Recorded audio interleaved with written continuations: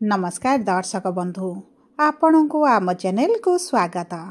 आजिर कार्यक्रमटी समस्त धनु राशि व्यक्ति विशेषों बहुत अधिक गुरुत्वपूर्ण रही कारण यही कार्यक्रम आमे आलोचना करिबा गुरुंकर यही मार्गशीर पूर्णिमा वा माणबसा गुरुवार दिन जो राशि परिवर्तन होइथिला एवं ता सहित गुरु आपणकर अष्टम गृह रही जो अशुभत्व प्रदान करुथिले कारण कुंडलीर षष्ठ अष्टम एवं द्वादश गृह को शुभ मना जाएनी।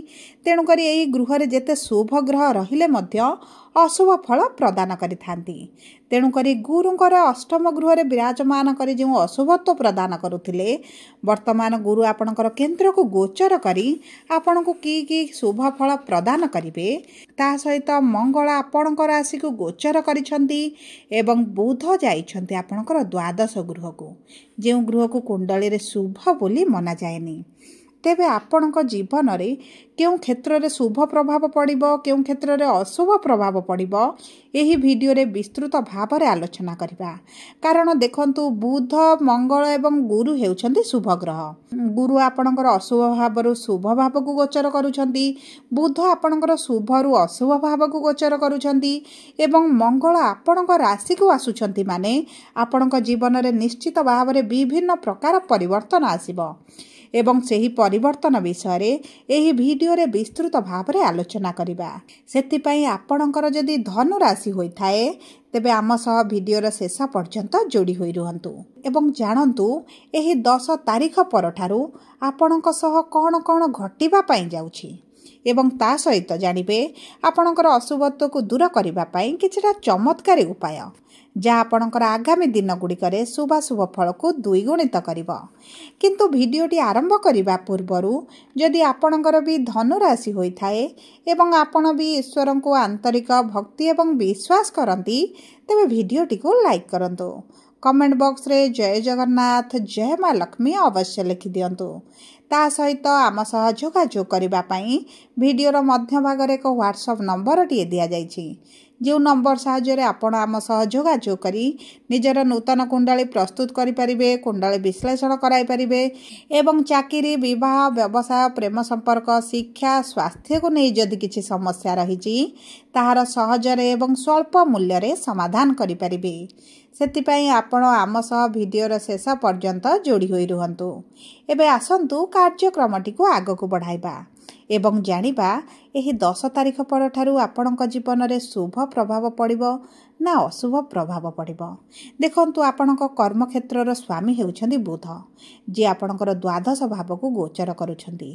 आपणकर लाभ एवं मनोवांछार गृह को त्याग करी द्वादश गृह रे जे गृह को खर्चर गृह बोली कहा जाए, मेडिकल रो गृह कहा जाए, आपणकर विदेश यात्रार गृह बोली कहा जाए सेही गृह रे प्रवेश करिवे। तेणु करी आपण जदि विदेश जीवा पई चाहुथिले एवं विदेश रे कर्म पई हेउ व्यवसाय पई हेउ चाकरी पई हेउ तेबे आपणक पई शुभदायक रहिबो। कारण देखंतु जे माने विदेश रे भी रहिछथि सेमानको मध्य शुभ प्रभाव पड़िबो। ता सहित आपणकर इनकम बढ़िबा सहित खर्च मध्य वृद्धि पाइबो। किंतु बुधंकर आपणकर द्वादश गृह को गोचर सहित गुरुंकर जेहेतु केंद्र रे विराजमान करी पंचम दृष्टि आपणकर लाभर भाव को देबे आपणकर इनकम रे निश्चित भाव रे बढ़ोती देखिबे। एवं देखंतु जदि आपण नूतन चाकरी रो संधान रे अछंती किंबा आपण व्यवसाय करूछंती तबे आपणक पई बहुत भलो समय रहिछि। एही समय मध्य रे आपणकर निश्चित भाव रे रोजगार बढ़ी जिवो। जे माने पूर्वरु चाकरी रे अछंती व्यवसाय रे अछंती से माने किछटा साइड रे इनकम करि पारंती, साइड व्यवसाय करि पारंती, व्यवसाय को मध्य बढ़ाई पारंती एवं एहा एमानक पई बहुत अधिक शुभदायक रहिबो। ता सहित जदि आपण ट्रैवलिंग रे कार्य करूछंती तबे आपणको आकाश छुआ सफलता मध्य प्राप्त हेबो। एवं देखंतु जे माने चाकरी रे अछंती एवं चाकरी क्षेत्र रे एतटा शुभ फल प्राप्ति हेउ नथिला तेबे चिंता करिवार कोनोसी आवश्यकता नाही। कारण मंगल एवं सूर्य आपणकर प्रथम गृह बा आपणकर राशि को चलिबे जे कारणरू आपणकर ऊर्जावान होई कार्य करिबा सहित आपणकर जे सब समस्या गुड़िक रहितला ताहाको आपण निश्चित भाव रे समाधान करिवे।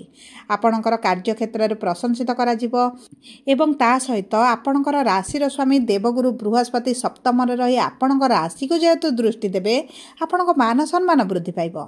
आपण जदि सरकारी चाकरी पई चेष्टा करंती हेइ जिबार होइबार बहुत अधिक संभावना रही। ता सहित जदि आपण किछि प्राइवेट सेक्टर पई जॉब पई किंबा चाकरी रे परिवर्तन पई चाहुचंती तेबे मध्ये आपनको बहुत अधिक शुभ फल प्राप्ति हेबो। देखंतु कर्म क्षेत्र पई गुरुंकर मंगलंकर गोचर बहुत अधिक शुभदायक रही। ता सहित जदि आमे देखिबा आपणकर आर्थिक क्षेत्र को तेबे अर्थर गृहर स्वामी हेउचंती शनि, जे आपणकर केंद्र रे विराजमान करिसंती एवं आपणकर कर्मर गृह को सप्तम दृष्टि देउछंती, जे कारण आपणक कर्म क्षेत्र रे टिके समस्या बढ़ी जाईछि। आपण विलंब देखुचंती, कार्य रे एतडा मन लागु नाही एवं आपणकर शत्रु बढ़ी गला भली आपण अनुभव करूछंती। किंतु जेहेतु गुरुंकर नवम दृष्टि रहिबो एही सब समस्या आपणकर धीरे धीरे कमिबा आरंभ हेबो। ता सहित आपणकर आर्थिक क्षेत्र रे जे उच्च नीच भली परिस्थिति आसुथिला वर्तमान ताहा दूर होइजिबो, कारण गुरुंकर सप्तम दृष्टि आपणकर धनर गृह को रहिबो। आपणकर चाकरी प्राप्त पई हेउ जे कोनोसी माध्यम रे आपणकर अर्थ सेविंग बढ़िबो किंबा आपणकर धार करज सुझिबा पई आपण सक्षम हेबे। आपणकर अधिकांश करज आपण सुधि पारिबे एवं देखंतु आपणक फ्यूचर पई मध्ये आपण किछिटा अर्थ इन्वेस्ट करि पारंती एवं एहा आपणक पई अति उत्तम रहिबो, कारण बुध आपणकर द्वादश गृह रे खर्चर गृह रे रही आपणकर अर्थ को निश्चित भाव रे खर्च कराइबे। तेणु करी आपण जदि सठिक मार्ग रे अर्थ को विनियोग करंती आपणक पई बहुत अधिक भल रहिबो। एवं जदि आपणकर अर्थ केउंटी फसिकी रहिछि आपणको मिलु नथिला तेबे सेही अर्थ मध्ये आपणको प्राप्त होइजिबो।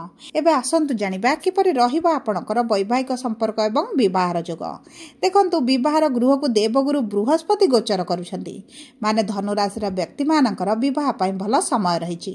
एही समय मध्ये आपणको विवाह होई पारे, आपणको विवाह ठीक होई रहि पारे। जदि प्रेम विवाह करबा पई चाहुछंती ता मध्ये आपणको पई शुभदायक रहिबो, किंबा जे माने द्वितीय विवाह करबा पई चाहुछंती एवं द्वंद्व रे रहिछंती सेमानक पई द्वितीय विवाह मध्ये अधिक शुभदायक रहिबो। किंतु आपणको कुंडली रे गुरुंकर स्थिति एवं रवि सुतु गुरु सुतु पाइलानि के नाही सेटा प्रथमे जानिबार आवश्यकता रहिछि। ता सहित जदि हमें देखिबा आपणको वैवाहिक संपर्क को तेबे देखंतु आपणको वैवाहिक संपर्क बा विवाहर गृहर स्वामी हेउचंती बुध, जे आपणकर द्वादश गृह रे रहिबे। माने पति पत्नी उभय किछि गोटे बड़ प्लानिंग करि पारंती, उभय बाहर को यात्रा करि पारंती। जदि आपणकर कोनोसी तीर्थ यात्रा करिवार थिला ता मध्य करि पारंती। ता सहित जदि आपण पार्टनरशिप रे किछि कार्य करूचंते ता मध्य आपणको पई भल रहिबो। आपणकर दैनिक रोजगार मध्य बढ़िबो।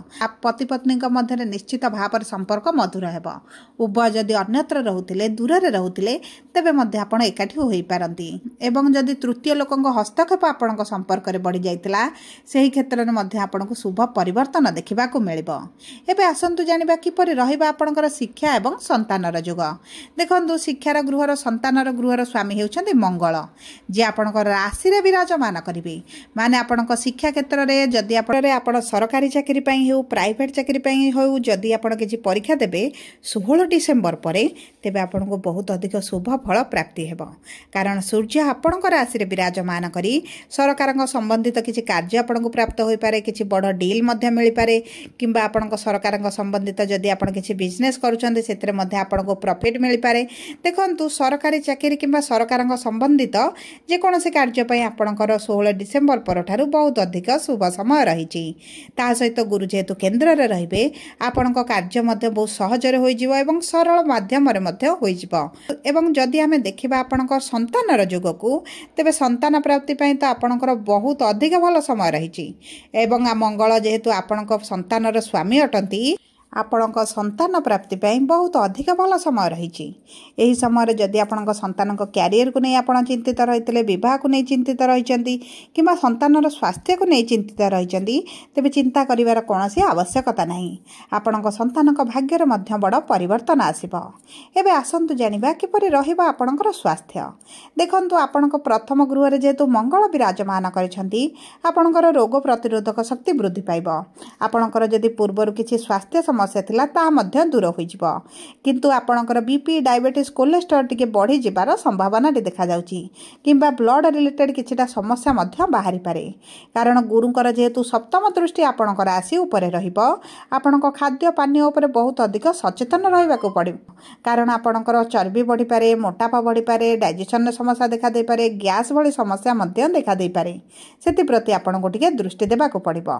सब परे जेहेतु आपणकर शनिकर अढेई चलीछि ଆପଣଙ୍କର ଶନିଙ୍କର ପ୍ରକୋପ ମଧ୍ୟ କିଛିଟା ରହିପାରେ। ଆପଣଙ୍କର ଆଣ୍ଠୁ ଗଣ୍ଠି ଅଣ୍ଟା ଏଇଭଳି କିଛିଟା ଯନ୍ତ୍ରଣା ଅସ୍ଥିଗତ ସମସ୍ୟା ଆପଣ ଦେଖିପାରନ୍ତି। ସେଥିପ୍ରତି ଆପଣଙ୍କୁ ବହୁତ ଅଧିକ ସାବଧାନ ରହିବାକୁ ପଡ଼ିବ। ସବୁପରେ ଅଶୁଭତ୍ୱକୁ ଦୂର କରିବା ପାଇଁ ଆପଣ ପ୍ରତିଦିନ ଗୁରୁଙ୍କର ବୀଜ ମନ୍ତ୍ର 108 ଥର ପାଠ କରନ୍ତୁ। ତା ସହିତ ସୂର୍ଯ୍ୟଙ୍କୁ ପ୍ରାତଃ ସମୟରେ ଜଳ ଅର୍ପଣ କରନ୍ତୁ। ଗାଈଙ୍କୁ ରୁଟି ଖାଇବା ପାଇଁ ଦିଅନ୍ତୁ କିମ୍ବା ଆପଣ ରବିବାର ଏବଂ ଗୁରୁବାର ଦିନ ଗାଈଙ୍କୁ କିଛିଟା ଚାରା ଖାଇବା ପାଇଁ ଦିଅନ୍ତୁ। ଏହା ଆପଣଙ୍କର ଅଶୁଭତ୍ୱକୁ ଦୂର କରିବାରେ ବହୁତ ଅଧିକ ସହାୟତା ପ୍ରଦାନ କରିବ ଏବଂ ଶନି ଅଢ଼େଇଙ୍କର ପ୍ରଭାବକୁ କମ୍ କରିବା ପାଇଁ ପ୍ରତି ଶନିବାର ଏବଂ ମଙ୍ଗଳବାର ଦିନ ହନୁମାନଙ୍କ ପାଦରେ ଚମେଲି ତେଲର ଘର୍ଷଣ କରନ୍ତୁ। ଏହା ଆପଣଙ୍କୁ ବହୁତ ଅଧିକ ଚମତ୍କାରୀ ଫଳ ପ୍ରଦାନ କରିବ। ଯଦି ଆପଣଙ୍କର ଧନୁ ରାଶି ହୋଇଥାଏ ଭିଡ଼ିଓଟି କିଭଳି ଲାଗିଲା କମେଣ୍ଟ ବକ୍ସରେ ଲେଖି ଜଣାନ୍ତୁ। ଯଦି ପ୍ରଥମ ଥର ଆମ ଚ୍ୟାନେଲକୁ ଆସିଛନ୍ତି ଚ୍ୟାନେଲଟିକୁ ସବସ୍କ୍ରାଇବ୍ କରନ୍ତୁ। ପାଖରେ ଥିବା ବେଲ୍ ଆଇକନକୁ ପ୍ରେସ୍